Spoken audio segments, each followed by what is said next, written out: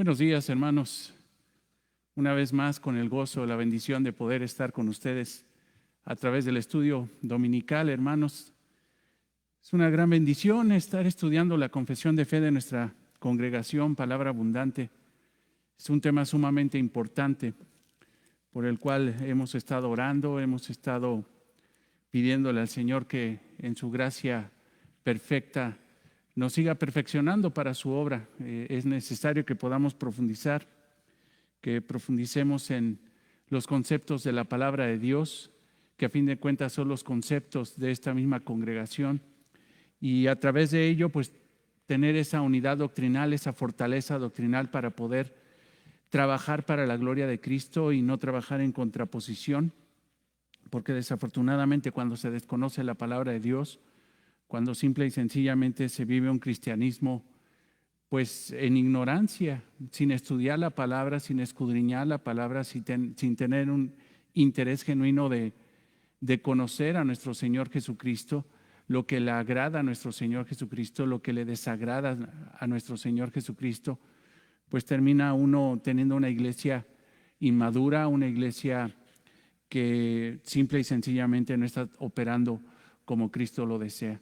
Pero el anhelo de nuestro corazón, a pesar de que no somos perfectos, a pesar de que somos imperfectos, de que somos débiles, Él se perfecciona en nuestra debilidad, Él nos hace madurar a través de su palabra, a través de su espíritu. Y algo que podemos considerar con gozo en este día, en estos tiempos, es de que el Señor está edificando a su iglesia, está perfeccionando a su iglesia para la gloria de Él. Entonces, hermanos, esto es bello, esto es maravilloso, esto es extraordinario en la vida de esta congregación. Estamos creciendo espiritualmente, estamos profundizando en la palabra de Dios y eso va a dar fruto extraordinario para la gloria de nuestro Señor Jesucristo. Entonces, te voy a pedir que oremos en este tiempo para poner en las manos del Señor este estudio y poder avanzar en nuestra confesión de fe.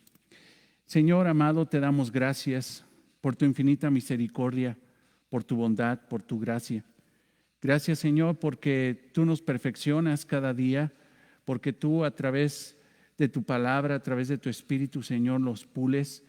Señor, nos haces ver realidades espirituales que con convicción, Señor, espiritual queremos vivir para tu gloria, para tu honra. Señor, abre nuestro entendimiento a través de este estudio y que este estudio, Señor, nos motive, Señor, a un cambio aún más profundo, a una certeza, Señor, a un gozo, sabiendo, Señor, que aún en la muerte tú tienes el control de todas las cosas y que el destino, Señor, de nuestra alma, simple y sencillamente, es mucho mejor que el que podemos tener aquí, Señor. Gracias, Señor, por tu palabra. Gracias, Señor, en el nombre de Cristo. Amén. Bien, pues hemos estado hablando de la confesión de fe y estamos en el tema de escatología, el estudio de los últimos tiempos, de las últimas cosas. Y es importante que nosotros profundicemos en esa doctrina. Algunos consideran que no es una doctrina importante, piensan que para qué se mete uno en problemas con esta situación de hablar de los tiempos futuros. Si a veces es conflictivo vivir el presente, es difícil vivir el presente, y vaya que tienen mucha razón los que dicen que un cristiano se tendría que preocupar más por su estilo de vida hoy que por lo que va a pasar en un futuro. Mas, sin embargo, nosotros creemos fielmente que sí, es correcto, tenemos que preocuparnos por nuestra vida presente, pero cuando entendemos nuestro destino final, nuestro destino eterno, nosotros podemos afianzar más nuestra vida presente. El conocer el futuro nos ayuda para vivir una vida presente para la gloria de Cristo. Y esa fue la exhortación de los apóstoles a través de las epístolas. Hablaban a la iglesia acerca de la esperanza de la vida eterna, pero en base a la esperanza de la vida eterna tenían que vivir una vida congruente en esta tierra presente hoy. Entonces, eso es sumamente importante. Y otra cosa, hermanos, que podría añadir a este comentario es que la ciencia no ha podido explicar lo que es la muerte. Darwin no pudo explicarlo, Freud no pudo explicarlo, los filósofos, los ateos, toda la filosofía, toda la cosmovisión atea no ha podido explicar lo que es la muerte. Mas, sin embargo, hermanos, la Biblia sí lo explica. La Biblia habla perfectamente bien y claramente de lo que es la muerte, de lo que pasa después de la muerte. La Biblia es el único libro, el único documento que puede hablar con autoridad acerca de eso, pues es la palabra de Dios, inerrante, infalible en todos sus conceptos, y quien quiera saber acerca del hombre, de la vida del hombre, de la vida que le agrada a Dios delante del hombre y de lo que pasa cuando un hombre, un ser humano muere, el único documento, el único libro que puede hablar con autoridad de eso es la palabra de Dios. Y como te decía, el estudio de la escatología el pasado jueves se puede dividir en dos secciones, en dos grandes panoramas. La escatología personal, que habla acerca del ser humano, del destino del ser humano, del futuro del ser humano, y la escatología cósmica o profética, que le llaman muchos teólogos, que habla acerca del destino de la creación, de lo que Dios creó, de un aspecto más general. No solamente habla del hombre, sino del destino del universo, el destino de la tierra, el destino de la creación. Ahí vamos a hablar de temas hermosos, maravillosos, impresionantes. Vamos a hablar del rapto, vamos a hablar del milenio, vamos a hablar de la eternidad, vamos a hablar del reino de Dios establecido por la eternidad. Entonces, sigamos con el tema porque nos quedamos un poquito cortos. Como les decía, el tema es bastante abundante y no pretendo hoy ni siquiera abordar el tema de la escatología cósmica, pero si Dios nos lo permite, pues vamos a terminar el tema de la escatología personal. Y hablábamos acerca de la realidad de la muerte, que no la podemos evadir, es una realidad, es un impacto que Dios ha permitido en su soberanía que incluso nos toque como cristianos. Un cristiano muere, los cristianos tenemos situaciones y aún la muerte, la enfermedad nos impacta, podemos sufrir adversidad, podemos sufrir dolor, muerte, persecución. Eso lo vemos perfectamente bien cuando Pablo habla a la iglesia de Roma en el capítulo 8, que nosotros tendremos todo eso, pero nada nos separará del amor de Dios que es en Cristo Jesús. Mas, sin embargo, hermanos, hablando de la muerte de un cristiano, Dios usa la experiencia de la muerte para completar nuestra santificación. Porque, hermanos, todos nos tenemos que graduar algún día. Y nosotros, hermanos, fuimos predestinados, nosotros fuimos llamados a salvación, nosotros fuimos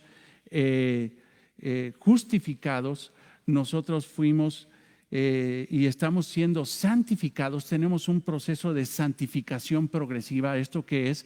Que cada día nos parecemos más a Cristo a través de la obra redentora de nuestro Señor Jesucristo, a través del Espíritu Santo. Cada vez nos parecemos más a nuestro Señor Jesucristo. Mas, sin embargo, lo que va a culminar el proceso de santificación es en el momento que Dios nos llame a su presencia a través de la muerte. Entonces, hermanos, la muerte no es una desgracia para el cristiano.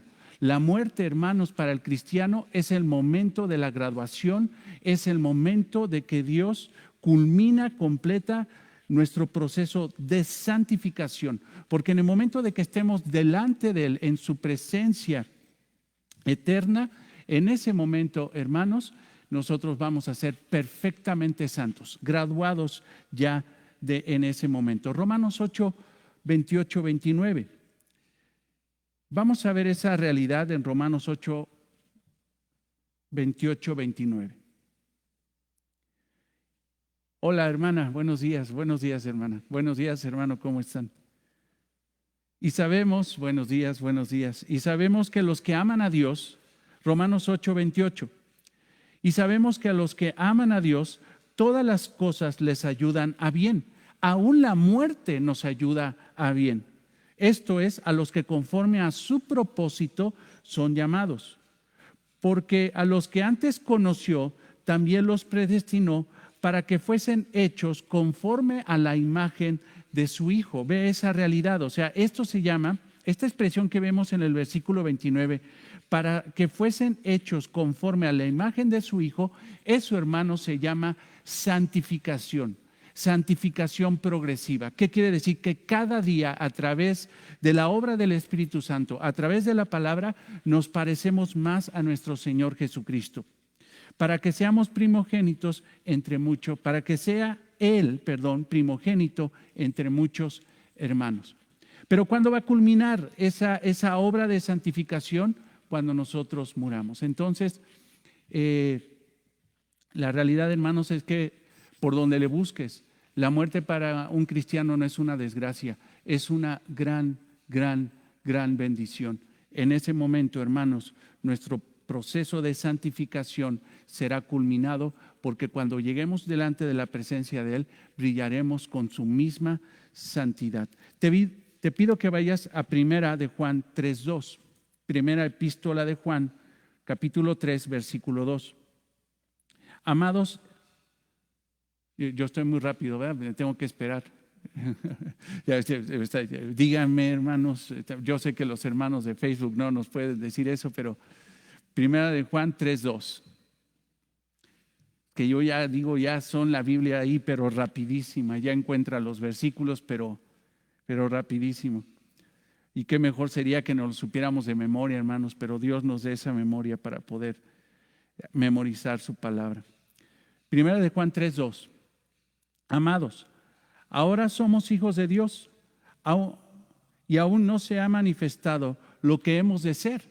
Fíjate, aún no se ha manifestado, o sea, somos hijos de Dios, pero aún no se ha manifestado lo que hemos de ser, o sea, la perfección de la santidad. ¿Cuándo llegará la perfección de la santidad? Cuando nosotros estemos delante de la presencia del Señor. ¿Y cómo puede ser que nosotros estemos delante de la presencia del Señor?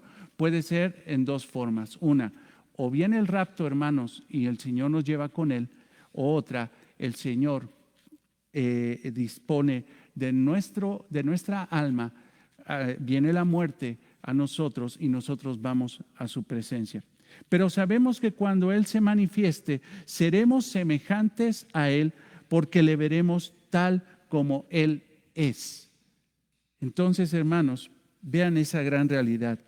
La graduación para el cristiano es la muerte. Mas, sin embargo, entendemos, hermano, que la muerte no es el fin de todas las cosas, es el inicio de la eternidad. Eclesiastés 7:1. Vamos a Eclesiastés 7:1. Eclesiastés 7:1.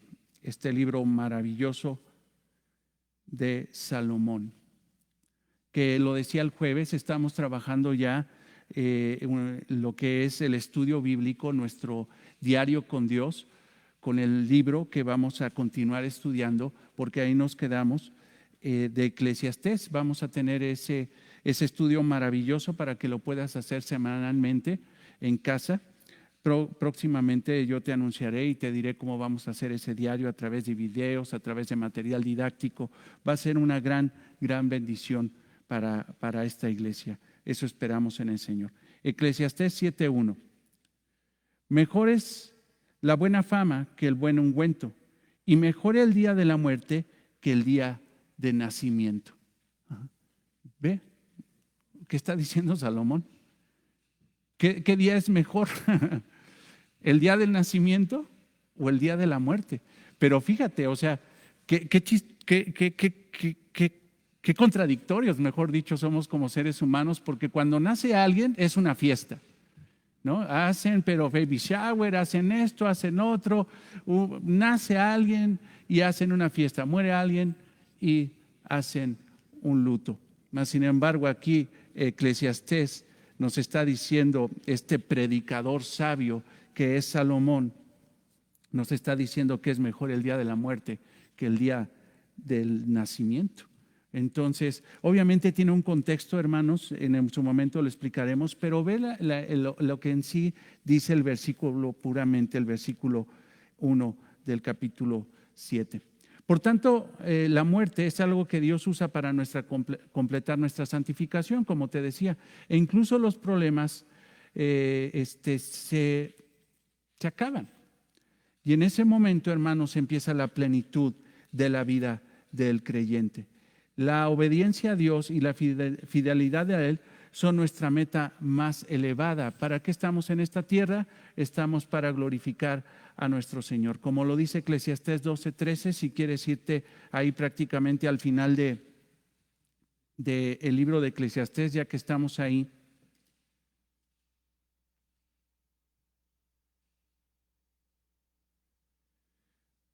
Eclesiastés 12:13. El fin de todo discurso es este. O sea, ¿cuál es el fin de la vida? ¿Para qué es la vida? Teme a Dios y guarda sus mandamientos, porque esto es el todo del hombre. Entonces, hermanos, quiero que veas a través de este pasaje algo. Si la muerte es algo que Dios usa para completar nuestra santificación, incluso los problemas de nuestra vida, situaciones difíciles y cuestiones que abonan a nuestra vida, cosas plenas de la vida, no son el todo del hombre. Simple y sencillamente, hermanos, nacimos para morir. O sea, simple y sencillamente todo lo que podemos vivir en esta tierra no es el todo. Tenemos que entender que nosotros tenemos un destino aún mucho más elevado. Tendríamos que prepararnos para eso. Ayer hablaba con una personita que amamos mucho, la familia que ya está muy grande, muy achacosa, y se preocupa mucho por sus cosas. Veo que de repente la gente que tiene su propiedad y va pasando el tiempo, por ejemplo, tiene una casa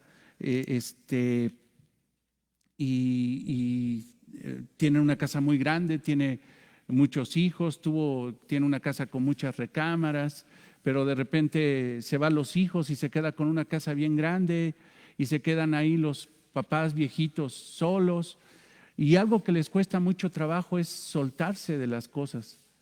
Algo que les cuesta mucho trabajo es dejar esa casa porque es su casa, sus muebles, y de repente tienen que cambiarse a un lugar mucho más chiquito, mucho más funcional, más barato, menos difícil de limpiar, pero no quieren soltar. Y se quieren llevar todos sus muebles, aunque sean viejos, grandotes, y no quepan en un departamento más chiquito ya para dos, pero no quieren soltarlos porque creen que el todo del hombre son las cosas materiales, es la vida. Mas, sin embargo, hermanos, el todo del hombre es simple y sencillamente amar a Dios y guardar sus mandamientos. Pero también debemos entender, hermanos, que la vida en esta tierra se acaba, y ayer le decía a esta personita que le es difícil soltar sus cosas, que en un término real, esta personita ya está más cerca del Señor, de ir con el Señor, que seguir en esta tierra, que se tendría que preparar más para la eternidad que estarse preocupando por cosas materiales. Debemos entender esa gran realidad, hermanos. La muerte para nosotros no es una desgracia, es el inicio de la más grande bendición que podemos tener. Pero bueno, Pablo sabía que el propósito de su vida no era la comodidad, porque, hermanos, si a fin de cuentas nacemos para morir, entonces el propósito de la vida no es la comodidad, es prepararnos para algo mucho más grande. Pero sin embargo, hermanos, hay gente que busca el cristianismo para estar cómodo, busca una iglesia y se cambia de iglesia para estar cómodo. Es que, ¿por qué estás en la iglesia? Pues es que aquí me siento cómodo. Es que nunca, hermanos, Dios diseñó la vida del creyente para estar cómodo. Nunca. Ve, por ejemplo, en Hechos 20:24.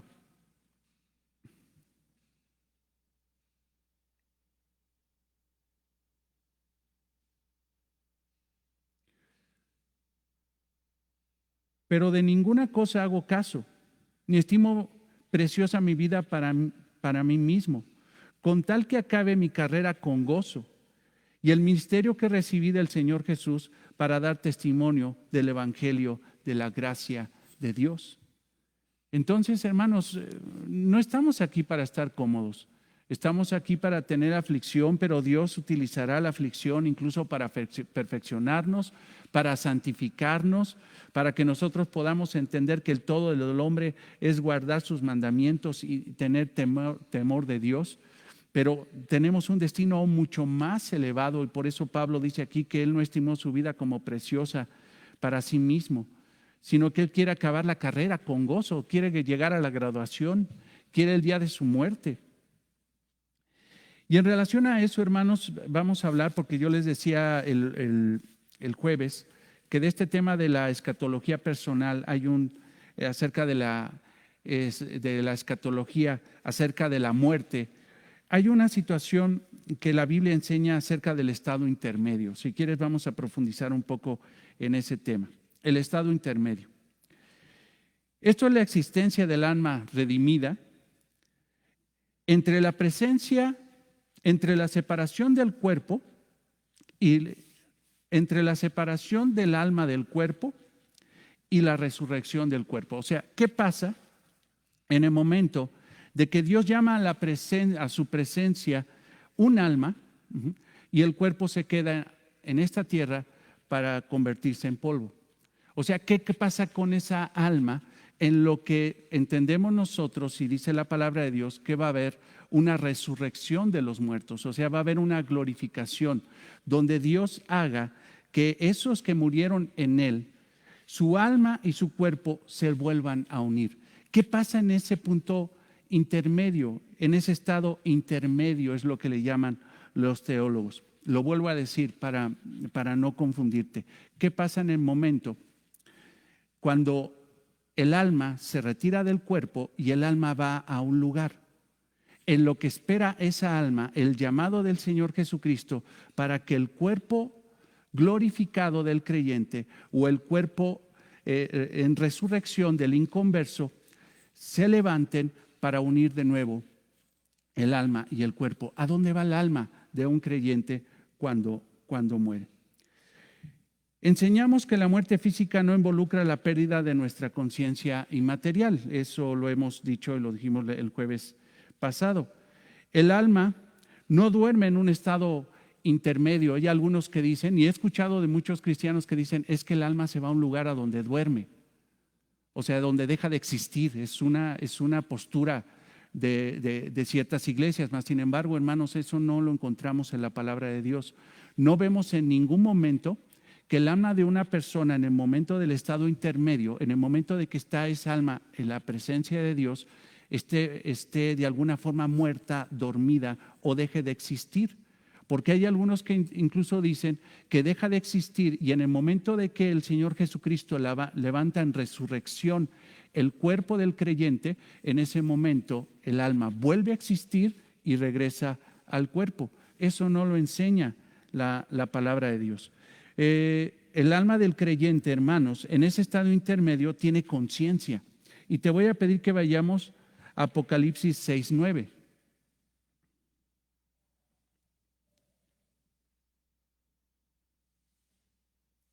Y aquí es el clamor de estas almas que están en la presencia de Jesucristo, porque son los mártires que murieron por predicar la palabra de Dios. Y en ese momento estos mártires empiezan a clamar al Señor Jesucristo, diciendo estas palabras que incluso te pido que vayas directamente al versículo 10, Apocalipsis 6:10. Y clamaban a gran voz diciendo, ¿hasta cuándo, Señor, santo y verdadero, no juzgas y vengas nuestra sangre en los que moran en la tierra? Fíjate lo que están pidiendo, dice, están pidiendo, ellos sabían que la venganza es del Señor y ellos habían sido martirizados, pero estaban delante de la presencia de Dios. No están muertos, son almas vivientes que están clamando, que tienen conciencia. Entonces, hermanos, cuando un creyente muere, su alma va a la presencia de Dios en ese momento intermedio, en lo que el Señor Jesucristo regresa y glorifica al cuerpo del creyente para que se vuelvan a unir. Pero hay un estado intermedio, pero no habla, hermano, la palabra, en ninguna parte de la palabra de Dios habla de que el alma de los redimidos duerme o muere. No es así. Enseñamos que el alma de los redimidos pasa inmediatamente a la presencia de Dios. O sea, no se quedan en un lugar intermedio, como dicen los católicos, que hay que interceder con rosarios para poder sacar a las ánimas del purgatorio. Ese tipo de cosas no existen en la Biblia, son falsificaciones son inventos, son prejuicios del catolicismo romano, de la religión católica romana. Eso no existe. Un creyente, en cuanto muere, su alma va directamente y de inmediato a la presencia de gozo del Señor. Te pido que vayas a Lucas 23, 43.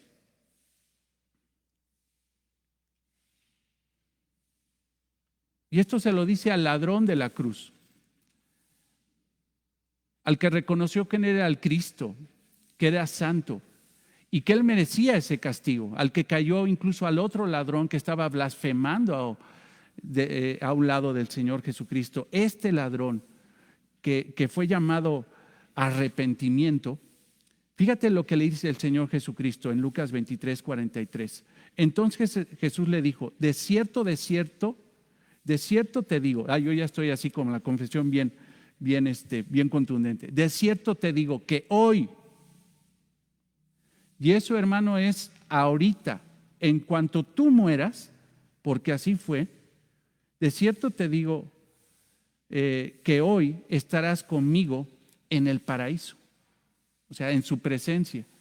Entonces, un cristiano, en el momento de que muere, va directamente a la presencia de Dios para estar en un estado intermedio en lo que Dios levanta su cuerpo para volver a unir el alma con el cuerpo del creyente. Filipenses 1:23, por favor, si me acompañan ahí en Filipenses 1:23.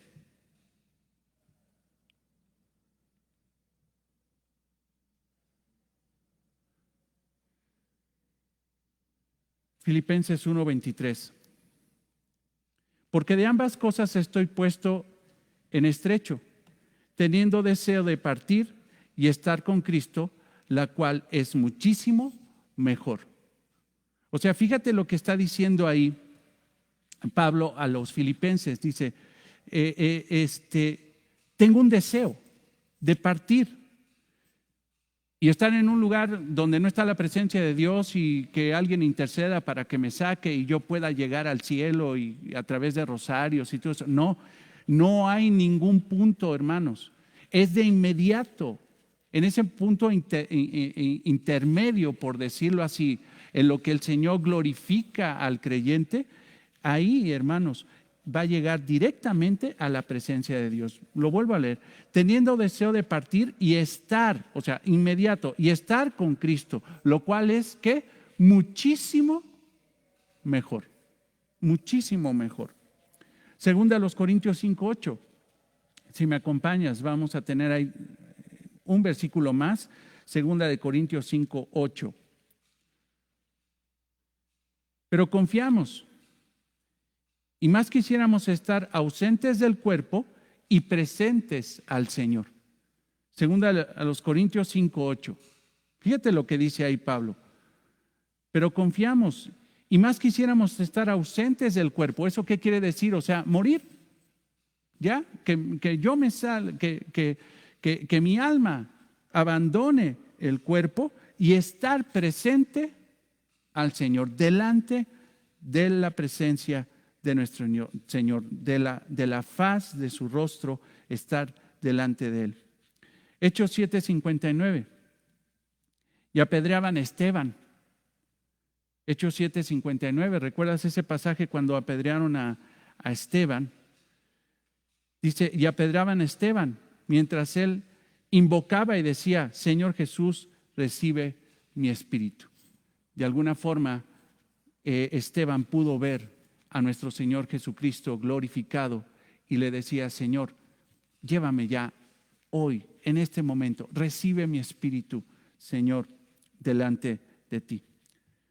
Cuando un creyente, mis hermanos, muere, su cuerpo es sepultado, vuelve al polvo de la tierra, mientras que el alma va directamente a la presencia de Cristo en el cielo.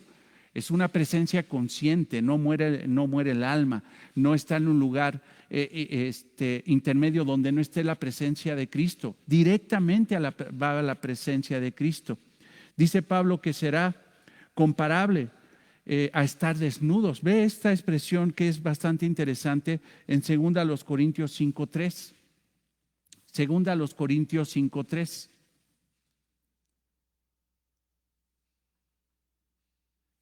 Y es algo bastante interesante lo que dice aquí el apóstol Pablo. Segunda a los Corintios 5:3.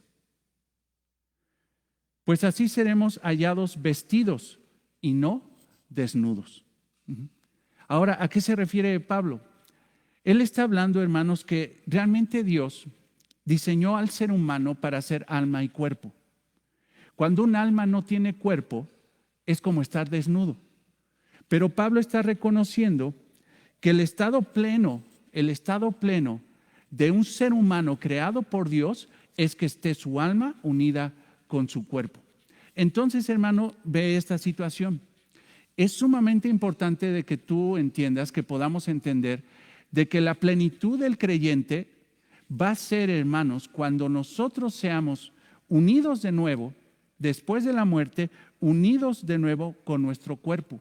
Porque no vamos a quedar como unas almitas ahí en el cielo, sino que Dios lo que va a hacer, va a unir nuestro Señor Jesucristo en el momento de nuestra resurrección del cuerpo, en el momento de la glorificación, que es la unión del cuerpo con el Espíritu. En ese momento, hermanos, vamos a volver a ser seres humanos. Después de la muerte, vamos a volver a ser seres humanos. No vamos a ser almas ahí, con un arpa en el cielo. No, vamos a regresar, hermanos, a una nueva creación donde Dios va a establecer una nueva tierra por la eternidad. Entonces, hermanos, nos vamos a volver a ver. Y nos vamos a volver a ver con un cuerpo, obviamente, hermano, perfecto, glorificado, preparado para la eternidad. Pero aquí, hermanos, no vamos a quedar desnudos, es lo que dice el apóstol Pablo. No nos vamos a quedar en la pura alma, sino vamos a volver a tener nuestro cuerpo y vamos a ser vestidos con ese cuerpo para ser preparados para la eternidad. Para la eternidad. Ve 2 Corintios 5, 1 y 2. 2 Corintios 5, 1 y 2.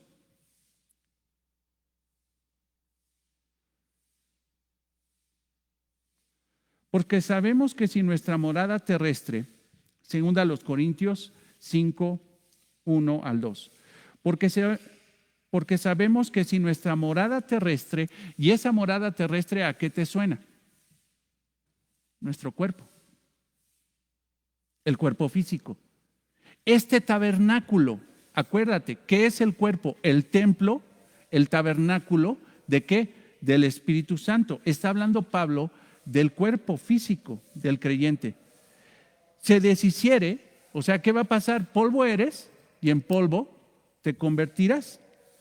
Tenemos de Dios un edificio, o sea, si este cuerpo se va a deshacer, tenemos la esperanza de que Dios tiene un cuerpo nuevo, un edificio, una casa no hecha de manos. O sea, ahí se está refiriendo, hermanos, a una casa espiritual. Así como Dios hizo una casa de barro para soplar aliento de vida en hombre, cuando vemos en Génesis, así Dios, para esa alma que Dios dio, para esa alma que es de Dios, Dios le va a dar un cuerpo no hecho de manos. Eso se refiere, hermanos, a un cuerpo espiritual, que quiero que entendamos una cosa: no por ser espiritual no va a dejar de ser material, sino va a ser, hermano, un cuerpo especial preparado para la eternidad. Ya no nos vamos a envejecer, ya no nos vamos a enfermar, ya no va a haber limitantes, hermano, todas las limitantes del pecado y de la muerte, sino que nosotros vamos a ser preparados con un cuerpo, hermano, perfecto para la eternidad. Entonces, regresa ahí a 2 Corintios 5, 1, 2. Dice: una casa no hecha de manos, eterna en los cielos. Y por esto también gemimos, deseamos ser revestidos de aquella nuestra habitación celestial. Entonces, hermanos, podemos entender que ese cuerpo físico que tenemos hoy va a volver a ser, pero va a ser un cuerpo físico espiritual preparado para la eternidad. La Biblia nos anima a no ver la muerte con temor, sino con gozo y esperanza. No dejamos de tener tristeza cuando un cristiano muere, y no dejamos nosotros de tener, pues a veces por nuestra misma carne, alguna situación de incertidumbre, hermanos, pero entre más conocemos la palabra de Dios, entre más profundizamos en estas realidades, hermanos, no vemos la muerte como una situación de miedo. O sea, la gente le tiene miedo a la muerte. ¿Qué va a pasar? Porque yo creo que es lo primero que dice la persona. ¿Qué me va a pasar? O sea, ¿qué sucede? Hermanos, simple y sencillamente, la Biblia nos dice cómo es todo este proceso. Y es claro, hermanos, para nosotros no es una desgracia. Para nosotros la muerte debemos de verla no con temor, sino con gozo y esperanza. Hebreos 2:15. Hebreos 2:15.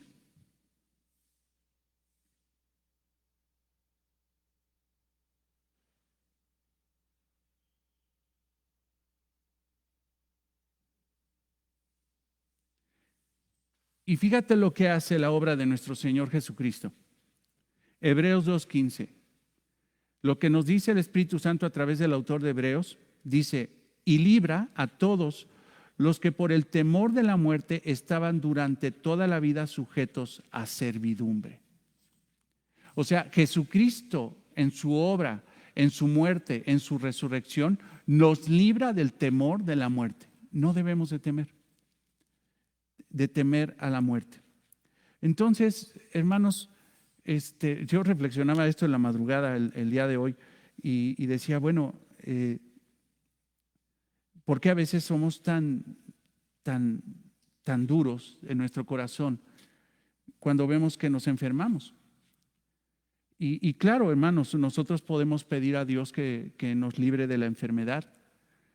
Pero hermanos, a veces una enfermedad ya es propicia para llevar a la muerte a una persona. Y créeme, hermano, que no estoy siendo insensible, no estoy siendo duro, simple y sencillamente estoy siendo bíblico. Hermanos, si un cristiano se enferma y tiene toda esta fe, todo este conocimiento, toda esta certeza, todo este gozo, toma la enfermedad como tiempo de gozo, hermanos, porque dice, Señor, si muero, yo me voy contigo. Tengo la certeza de que hoy, ese mismo día que yo muera, si yo muero por una enfermedad, ese mismo día yo estaré contigo en el paraíso. Yo estaré contigo en el paraíso. Entonces, hermanos, nosotros no tenemos que ver la muerte con miedo.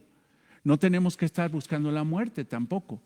Tenemos que ser personas que conservemos el don de vida que nos ha dado Dios.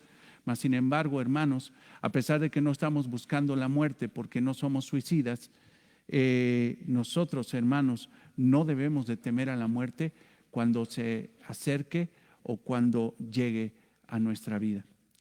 Ahora, ¿cuál es el estado intermedio de los incrédulos? A ver, entonces el estado intermedio del creyente es la presencia de Cristo. O sea, ¿a dónde va el creyente? Cuando muere. Va su alma directamente a la presencia del Señor. Ahora, ¿a dónde va el alma de una persona que no cree en Cristo? Y lo vuelvo a repetir, hermanos, para que quede para que quede bien claro. Hay un lugar intermedio, eso es real. Ese lugar es donde va a llegar las almas, ya sea una persona que muera en Cristo o muera sin Cristo. Hay un lugar intermedio, pero el lugar intermedio, hermanos, en lo que es unido de nuevo el alma con el cuerpo, porque eso va a pasar tanto a creyentes como a no creyentes, el lugar intermedio es distinto. Para los creyentes es la presencia de Cristo, la paz de Cristo. Para los inconversos, hermanos, es un lugar de muerte llamado el Hades. El estado intermedio de los incrédulos implica el tormento consciente. O sea, van a un lugar de tormento inmediato. En el momento de que muere un inconverso, va a un lugar, hermano, de tormento consciente. ¿Qué quiere decir esto? Que no va a un lugar donde el alma ya no sienta, donde el alma muere, donde el alma es aniquilada, ¿no? Es consumida. No, hermanos, va a un lugar de tormento consciente. En este lugar se llama Hades o Hades. Es un término griego para la morada de los muertos. En la Septuaginta, en la traducción Septuaginta, es llamado el Seol, que se refiere al reino de los muertos. Este reino de los muertos en general se distingue por ser un lugar para los injustos, para los que no están en Cristo, para los que murieron sin Cristo, para los que no creen en nuestro Señor Jesucristo.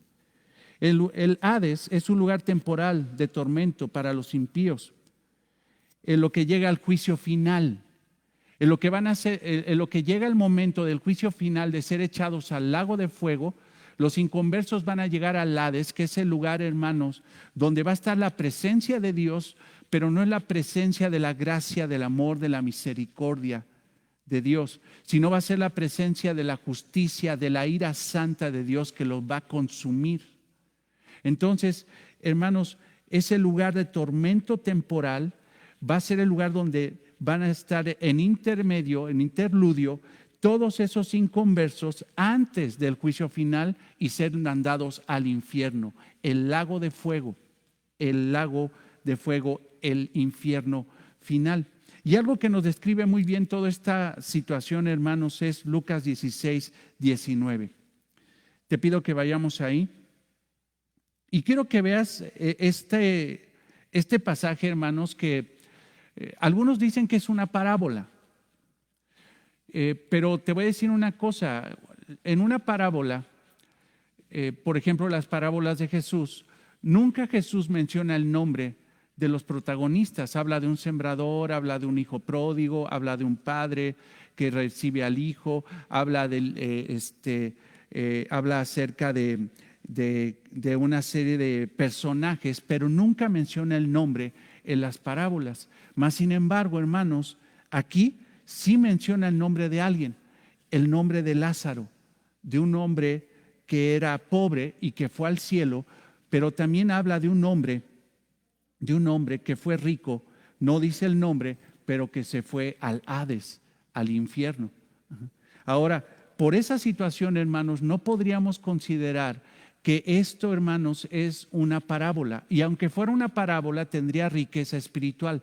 Mas, sin embargo, esta es una historia real que el Señor Jesucristo estructuró o de alguna forma dio para que pudiéramos ver la realidad de lo que es el Hades, de lo que es la vida después de la muerte. Ahora, ve por favor al versículo 19. Estamos en Lucas 16, 19.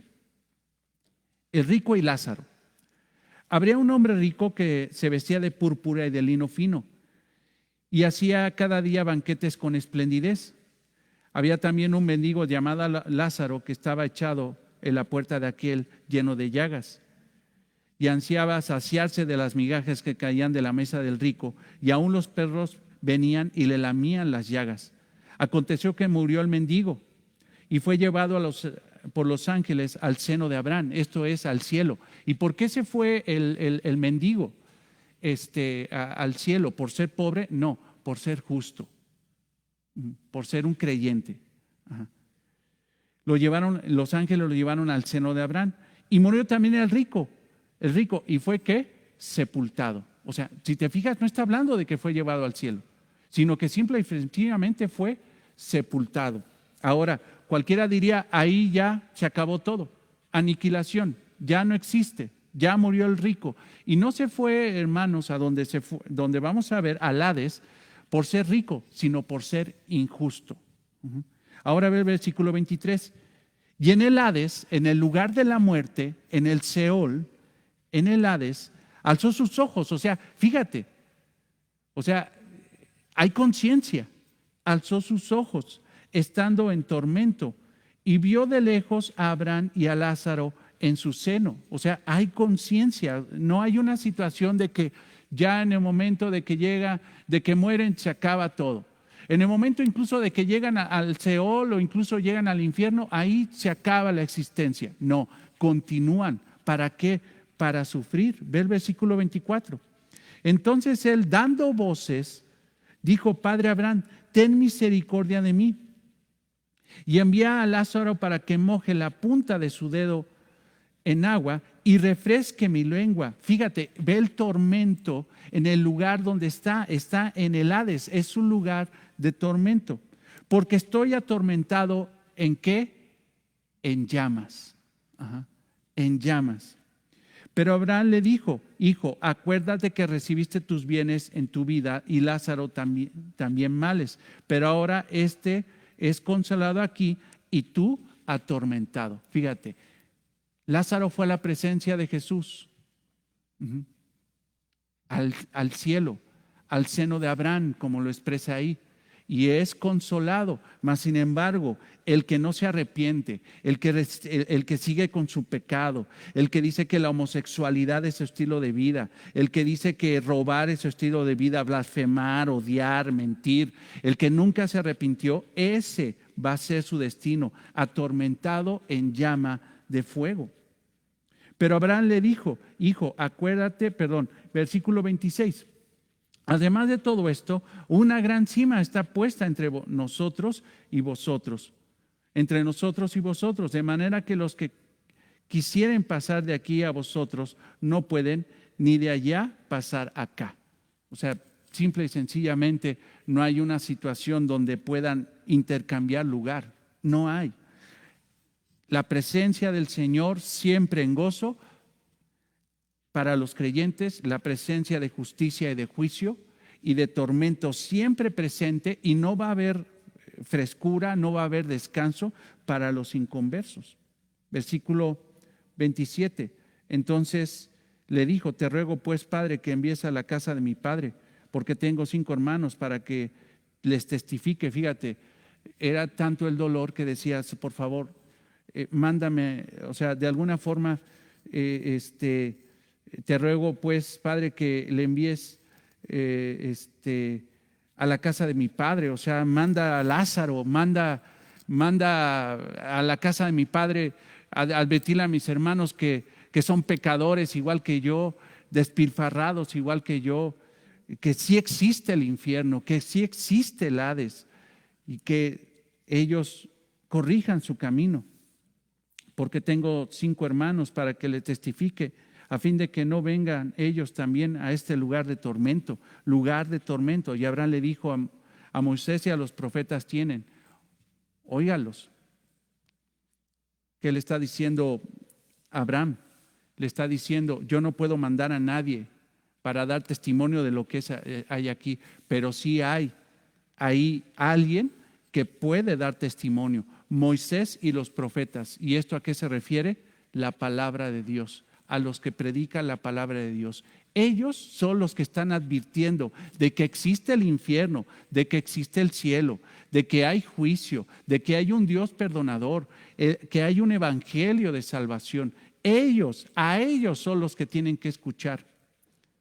Él entonces dijo: no, padre Abraham, pero si alguno fuere a ellos de entre los muertos, se arrepentirían. Dice: no, o sea, no escucha la palabra, pero si va alguien uno entre los muertos y les dice que existe el lugar de los muertos, entonces se arrepentirían. Pero ve la sabiduría de Abraham. Mas Abraham le dijo: si no oyen a Moisés y a los profetas, si no escuchan la palabra de Dios, si desechan el evangelio, tampoco se persuadirán, aunque alguno se levante de los muertos. ¿Ves eso? Ahora, ¿por qué motivo estamos leyendo esto? Para que te des cuenta del destino de los inconversos, de los que no se arrepienten de su pecado, de los que les gusta pecar, de los que hacen afrenta a Dios, de los que desechan al Señor Jesucristo. Dentro de esta doctrina del estado intermedio del alma ha surgido posturas erróneas, como la que les mencionaba del sueño del alma, donde dicen que cuando una persona muere, su alma va a un lugar a dormir. Pero eso simple y sencillamente, hermano, no es la postura de las Escrituras. Simple y sencillamente la palabra de Dios no enseña eso. Otros piensan que no quedaremos en el cielo por siempre, pero la realidad escritural dice que que nosotros vamos a tener un destino final en la tierra. Lo que te decía hace rato, muchos piensan que nos vamos a quedar en el cielo y ahí será para siempre, pero sin embargo la palabra de Dios dice que nosotros vamos a ser glorificados, nuestra alma va a ser unida de nuevo con el cuerpo y vamos a venir a ocupar una nueva tierra. Segunda de Pedro 3:13, por favor, ve ahí. Segunda de Pedro 3:13.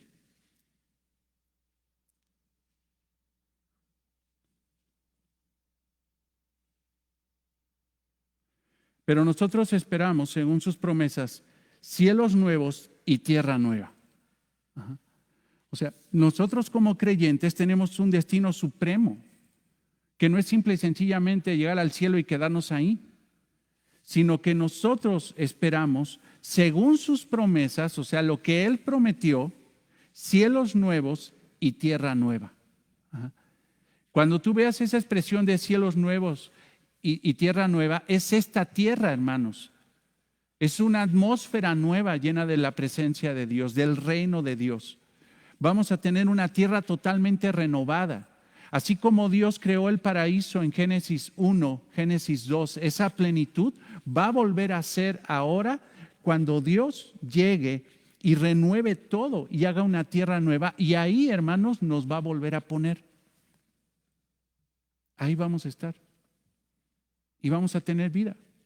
Y vamos a ser real sacerdocio, nación santa, pueblo adquirido por Dios para que proclamemos las virtudes de aquel que nos llamó. Ahí vamos a ser esos sacerdotes que estaremos adorando constantemente al Señor Jesucristo con toda su creación santa. Otro concepto, hermanos, erróneo es, la palabra es medio complicada, aniquilacionismo. Aniquilacionismo. Y esto habla, hermanos, de la creencia que el incrédulo no experimentará sufrimiento, sino que en el momento de que entre al infierno será aniquilado, extinguido. Pero sin embargo, hermanos, cuando el Señor Jesucristo habló de almas que van a estar en el infierno, dijo, ahí será el lloro y el crujir de dientes. Y la expresión, hermano, de los verbos es continuo. No van a ser aniquilados, van a sufrir por la eternidad. No podemos aceptar esa postura porque es totalmente fuera de la palabra de Dios. Tanto creyentes como no creyentes muertos en el cielo estarán los creyentes, mas sin embargo los incrédulos en el Hades estarán en ese momento intermedio, cada quien en su destino, bien merecido. Bien merecido para los inconversos, y merecido para nosotros. Mira, qué bueno que me corrigen. ¿Qué pasó, hermano? ¿Cómo está diciendo que merecemos el cielo? No merecemos, hermano, absolutamente nada. Sí, exactamente, mi hermana. Por la gracia del Señor llegaremos al cielo y no lo merecemos, pero el merecimiento es de Cristo. Él es el digno y en su gracia nos compartió su dignidad. Entonces, pero estaremos todos en un estado intermedio. Pero hermanos, quitemos todos esos conceptos de estar la gente orando rosarios, rezando rosarios para pedir que esa alma que está en el purgatorio, en un lugar intermedio, donde todavía el hombre tiene que interceder por otros para que llegue al cielo y que se le abra para que Pedro le abra la puerta del cielo. No, hermanos, es una locura todo eso. Es una teología, pero totalmente humana, totalmente carnal, no tiene ningún fundamento. Hermanos, no tiene nada que ver. No se puede orar por una persona ni rezar por una persona que está en un lugar intermedio para que sea aceptado. El destino de la persona se define aquí, en vida. Ajá. Se define aquí en vida. Ya muerta la persona, va a llegar al destino por el cual, al cual fue llamado. Fue llamado por sus obras, por su testimonio en esta tierra, será su destino. pero no podemos decir, hermanos, que cuando una persona muere todavía llega a un lugar intermedio a donde puede uno interceder por esas ánimas para que puedan salir de ahí y llegar a la presencia de Dios. Eso es totalmente falso. Son falsificaciones, son especulaciones, son mentiras de la religión falsa. Resurrección, otro aspecto. Vamos a avanzar ahí un poquito. Tenemos 5 minutos, un poquito más. Entonces, hablemos de la resurrección. ¿Esto qué es? Cuando el cuerpo se levante. A eso se refiere, resurrección. Dios creó a los seres humanos con una unidad compleja entre el cuerpo y el alma. O sea, Dios, como vimos en la expresión de Pablo a los Corintios, él dice que un alma sin cuerpo es como un alma desnuda. O sea, está diciendo que es necesario que el alma se una al cuerpo. Dios creó al ser humano para tener unidad entre su cuerpo y el alma. Dios unirá después del estado intermedio. Dios unirá después del estado intermedio por medio de la resurrección del cuerpo, el alma con el cuerpo. Entonces, en la resurrección, hermano, nuestro cuerpo va a ser levantado. Va a ser levantado para que en ese momento, a través de algo que se llama glorificación, Dios una el cuerpo resucitado en resurrección con el alma, con el alma. Eso lo enseña la palabra de Dios. Y como te decía, el destino de ese ser humano redimido, de esos creyentes, va a ser la tierra nueva y no el infierno. Pero para los inconversos va a pasar eso. Va a haber una resurrección de su cuerpo. Dios va a unir su alma pecadora a su cuerpo que se prestó para el pecado y el destino no va a ser la tierra nueva, sino va a ser el infierno eterno. Puesto que es muy probable que muramos físicamente, porque a menos de que el Señor Jesucristo venga hoy y nos rapte, pues lo más seguro es que pues, nos vamos a morir, y no es deseo, es una realidad, ¿no? No es una amenaza, sino que es una realidad. Puesto que es muy probable que muramos físicamente antes del regreso de nuestro Señor Jesucristo, se suele referir a la resurrección como la salida de la tumba. Fíjate, Juan 5:28. Vamos a Juan 5:28.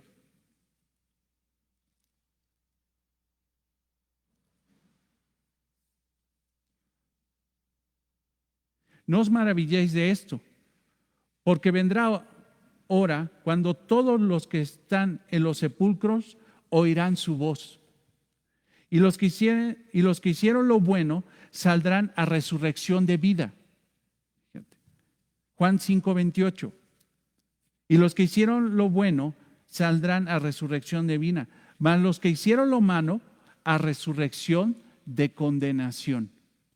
Entonces la resurrección es cuando Dios levanta el cuerpo de nuevo y una en ese momento el alma, y va a ver el destino. Los que hicieron lo bueno, los que creyeron en el Señor Jesucristo, van a resurrección de vida, mas a los que no creyeron en el Señor Jesucristo van a resurrección de condenación. Vamos a ver entonces la resurrección de los creyentes. Yo te voy a pedir que vayas a Job 19:25. Job 19:25.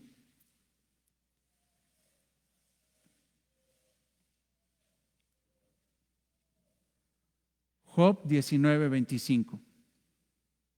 Yo sé que mi Redentor vive, dice la palabra de Dios aquí en Job,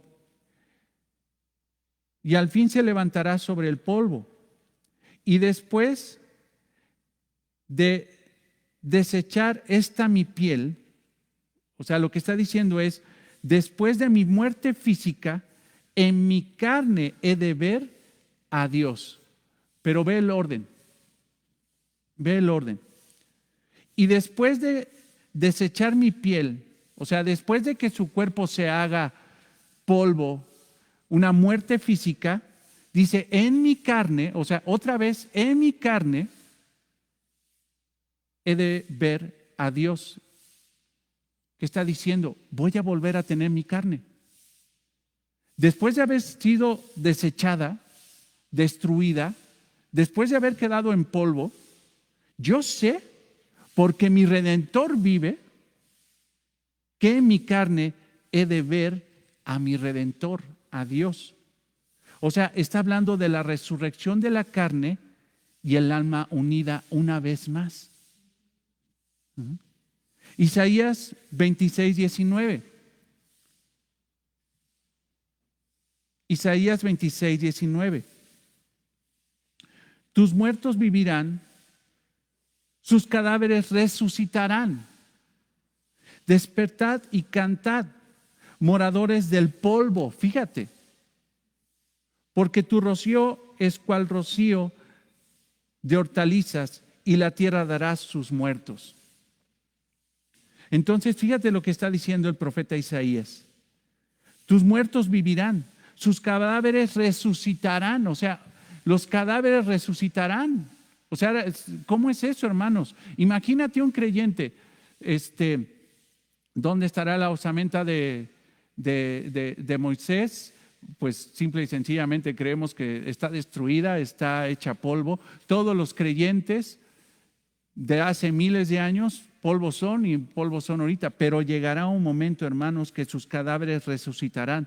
Despertad y cantad, moradores del polvo se levantarán. Allí habla de nuevo acerca de esa gran realidad, hermanos. Entonces,